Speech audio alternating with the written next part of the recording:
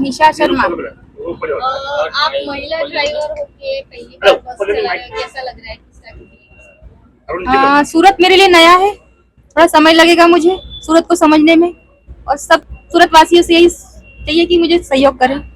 आपको सूरत में किस तरह का कौन सा रूट दिया गया है? मेरे को 12 नंबर जहाँ पर पिंक बस चलती है वही दिया गया है, 12 नंबर।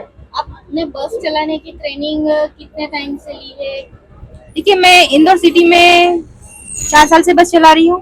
1 महीने ट्रेनिंग रही थी वहाँ पर, सक्सेसफुल हुई, इसलिए आज BRTS में सूरत में भी नजर आ रही हूँ।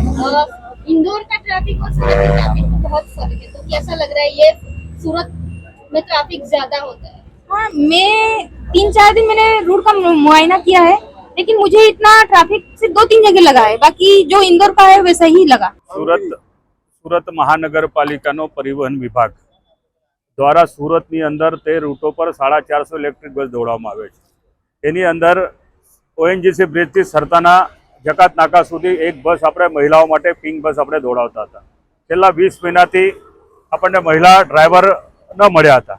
એના કારણે આપણી પાસે પુરુષ ડ્રાઈવર હતા, પરંતુ આપણે જે જાહેરાત મૂકી હતી એ જાહેરાતના અંતે આપણને ઇન્દોરથી નિશા શર્માજી કરીને જ્યારે મહિલા ડ્રાઈવર આપણને મળ્યા છે. એ ડ્રાઈવર ખૂબ અનુભવી ડ્રાઈવર છે અને 12 મીટરની એટલી હેવી બસ એક હિંમતપૂર્વક એ ચલાવી શકે છે. આદરણીય નરેન્દ્ર મોદી સાહેબે મહિલા સશક્તિકરણ માટે દેશમાં અનેક પ્રકારના કામો કર્યા છે.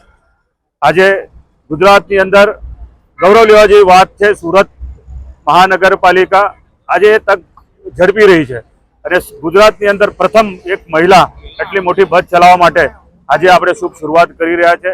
આ મહિલાને અમે સન્માન કરવા માટે અહીંયા આજે ઉપસ્થિત છે.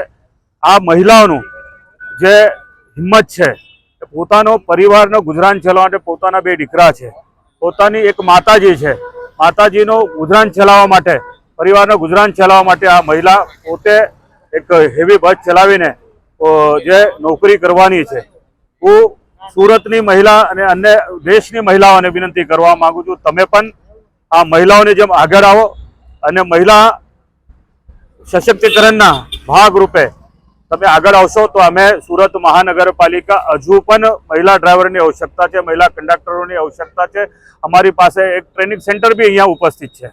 અમે આ મહિલાઓ પ્રત્યે આ મહાનગરપાલિકા આગળ વધવા માટે કામ કરી રહી છે અને સુરતને જે આજે ગૌરવ મળ્યો છે અને ખરેખર તો વિશેષ આ મહિલાઓ માટે બી અને આપણા માટે બી બહુ મોટી ગૌરવની વાત છે.